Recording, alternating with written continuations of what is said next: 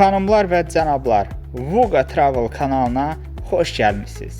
Səyahətimiz Moskvadan Vladimir vilayətində yerləşən iki şəhərədir. Aleksandrov və Kirjat şəhərinə. Vladimir vilayəti Rusiyanın mərkəzində yerləşir. Vilayətin inzibati mərkəzi Vladimir şəhəridir. Ümumilikdə Vladimir vilayətində 23 şəhər var və əhalisinin sayı 1.297.000-dən çoxdur. Artıq Vladimir vilayətinin Aleksandrov şəhərindəyik. Aleksandrovun tarixi 14-cü əsrə gedib çıxır. Şəhərin əsas inkişafı isə 16-cı əsrin əvvəllərində başlayıb. Həmin dövrdə Moskva knyazı və bütün Rusiyanın böyük knyazı olan 3-cü Vasili burada öz iqamətgahını tikdirib. Daha sonra Aleksandrovskaya Slobada Rusiyanın ilk çarı İvan Qroznunun da iqamətgahına çevrilib. Bu şəhərin tarixində İvan Qroznunun xüsusi yeri var. Amma onunla bağlı daha ətraflı məlumatı biraz sonra Aleksandrov Kremlində verəcəyik. Sera çayının sahilindəyik. Çayın uzunluğu 60 kilometrdir. Seraya çayı Vladimir vilayətində başlayır. Aleksandr şəhərindən və vilayətin digər şəhəri olan Karabanovdan keçir. Daha sonra Molochka çayı ilə birləşərək Şerna çayını əmələ gətirir. Seraya çayında çapaq, durna balığı və sıf balığına rast gəlinir. Aleksandrov şəhərində və ətrafında olan digər şəhərlərdə arıçılıq kifayət qədər geniş yayılıb.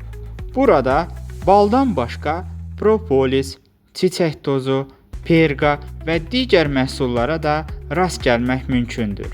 Aleksandrov rayonunda hətta bal festivalları da keçirilir.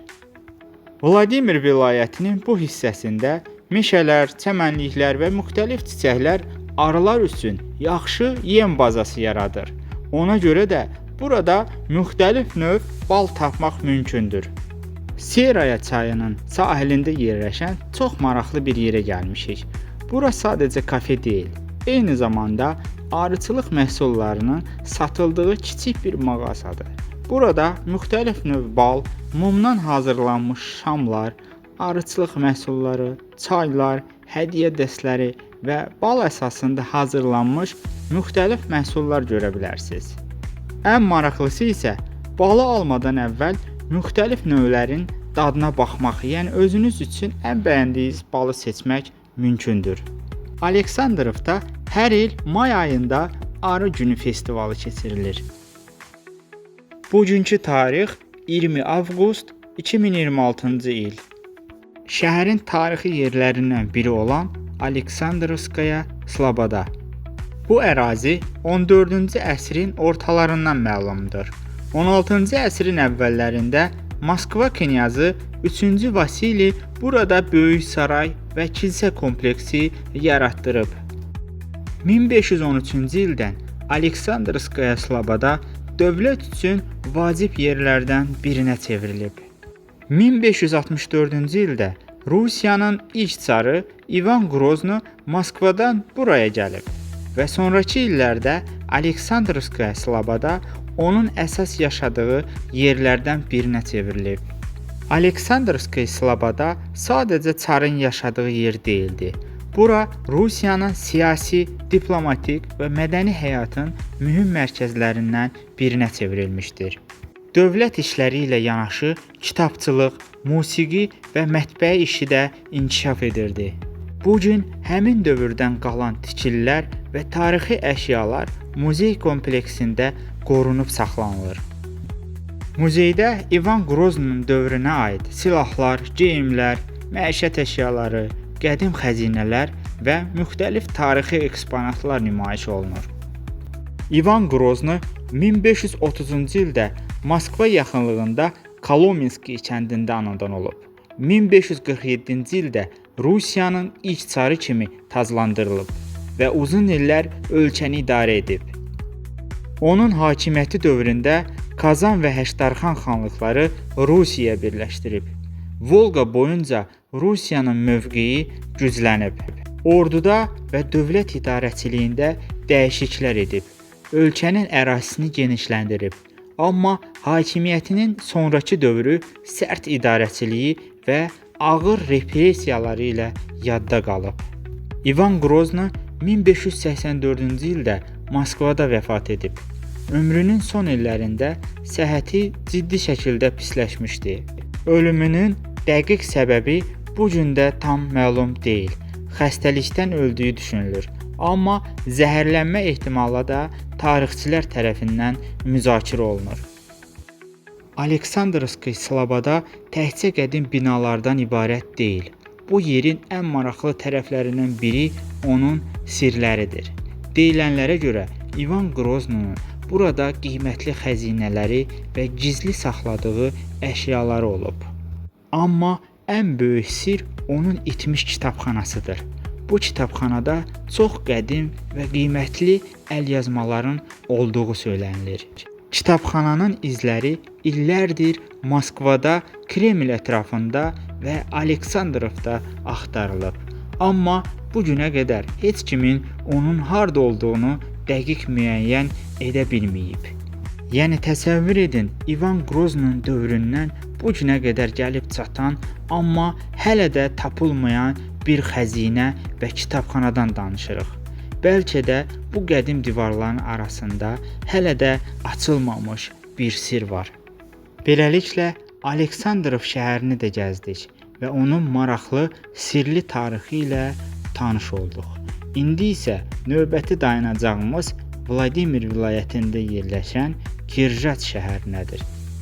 Aleksandrovdan Kirjata təxminən 34 kilometrdir. Kirjat qədim tarixi, meşələri və bayquş simvolu ilə tanınır. Görək bu şəhərdə bizi nələr gözləyir. İlk öncə qarşımıza bu maraqlı kafe muzey çıxır.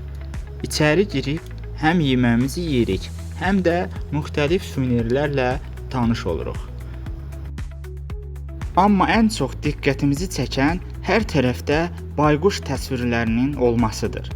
Bəs niyə Kirjatda bu qədər çox bayquş var?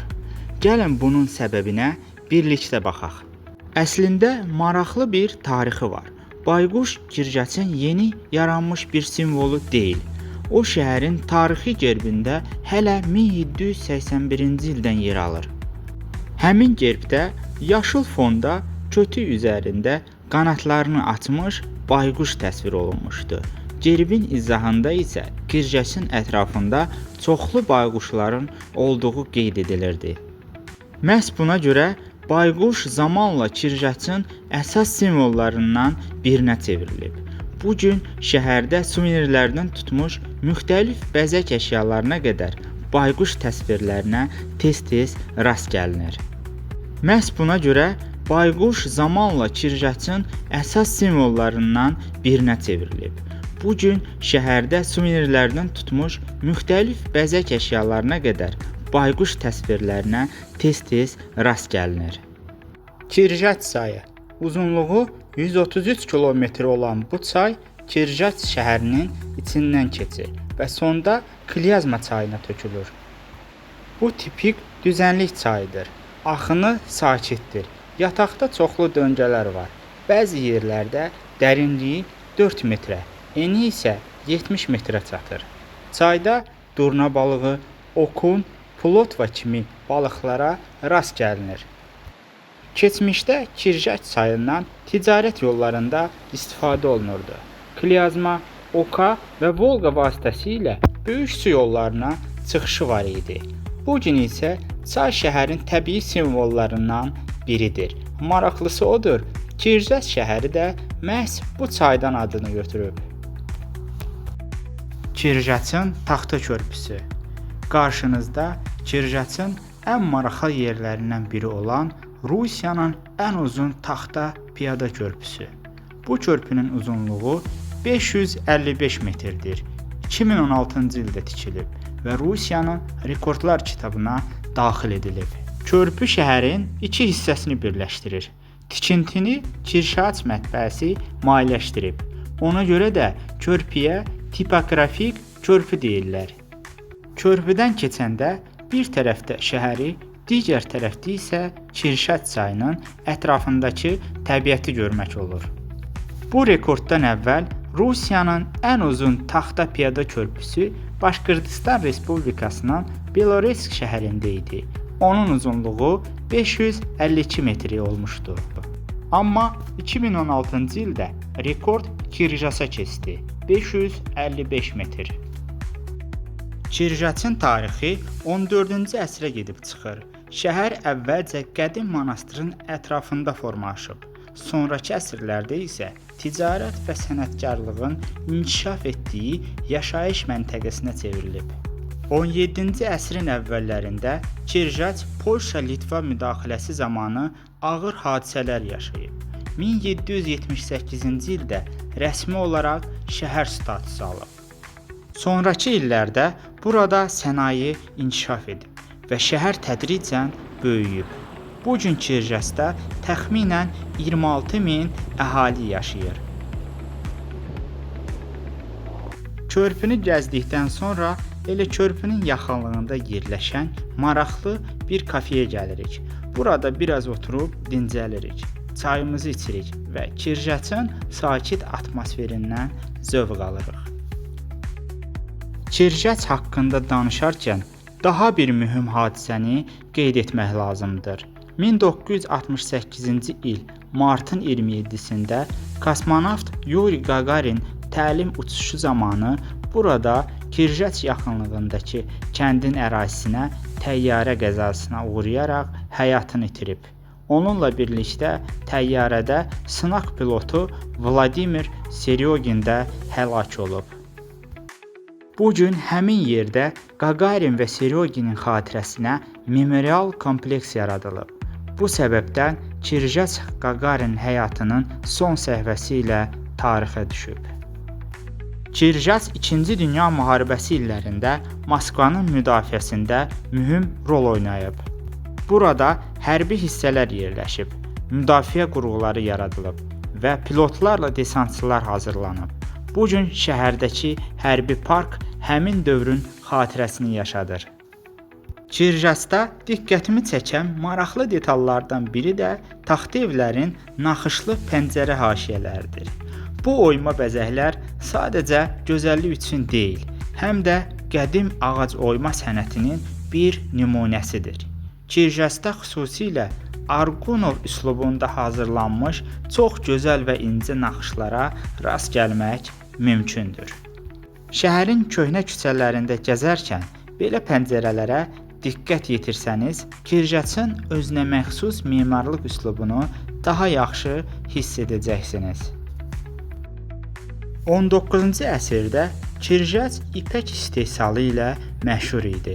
Hətta 20-ci əsrin əvvəllərində Rusiyada istehsal olunan ipək parçalarının təxminən 1/5-i Kirjat və ətraf kəndlərinin payına düşürdü. Kirjatın bayquşlarla əlaqəsi çox qədimdir. Hələ 18-ci əsrdə şəhərin ətrafında çoxlu bayquşların yaşadığı qeyd olunurdu. Bu gün də bayquşlara rast gəlmək mümkündür. Amma şəhərin mərkəzində yox, daha çox meşəlik və sakit ərazilərdə. Xüsusilə axşam saatlarında görmək şansı artır. Buna görə də Kirjatda bayquş sadəcə bir simvol deyil, şəhərin tarixindən gələn maraqlı bir ənənədir.